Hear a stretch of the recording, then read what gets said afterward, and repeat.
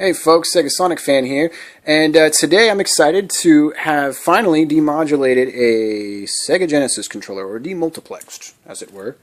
And it's actually a really simple thing as far as all you coders are concerned, probably like, so what? The cool thing is, though, is I did this all with 7-4 logic chips, and I'm using an Arduino over here just for the pulse width modulation output, but I'm actually going to just use a 555 for that. It's just an easier thing, just an easier way to hook it up for right now. It's pretty sweet how it works. It's actually really simple, so I wanted to start off learning about this kind of stuff with a really simple project. And there's a select line in the controller that when it's high, it recognizes a B button press, and when it's low, it recognizes an A button press. This really confused me at first because I didn't understand how the game system could register those presses independently if it requires a change in voltage on a select line. And then, of course, learned that when you're playing a video game, there's actually a refresh rate, 60 hertz a second, and that's the time that the video is refreshing on the screen in front of you, which translates to about 16 milliseconds of propagation for logic, 16.6, something like that.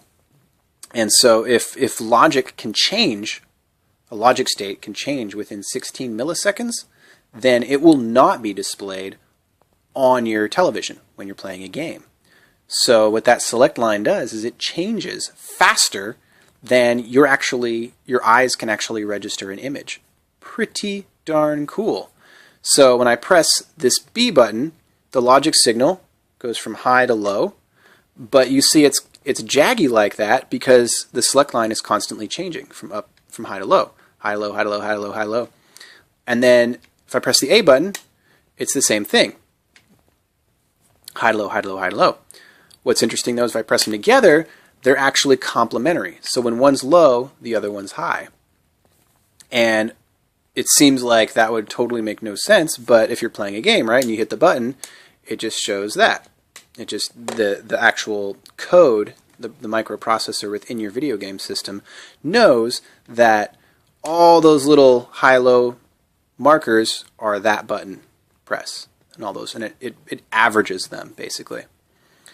Pretty cool stuff. And this oscilloscope right here is showing those pulses it's basically slowing them down so that my eye can see them. It's a visual representation of what's going on digitally at a very, very fast speed. That's what oscilloscopes are great for. So, yeah, hopefully that made sense to some people. I've tried to make sense of this for quite some time.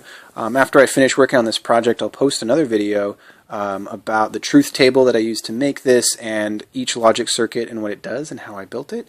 I'm going to wait for that because it's going to be more in-depth later. So look forward to that if you're interested in Sega Genesis controller hacking. Also a future video possibly on the 6-button controller and how that works. There's a bunch of information on these online already, so you can look that up too. Anyway, enjoy hacking, people, and this is Sega Sonic Fan, signing out.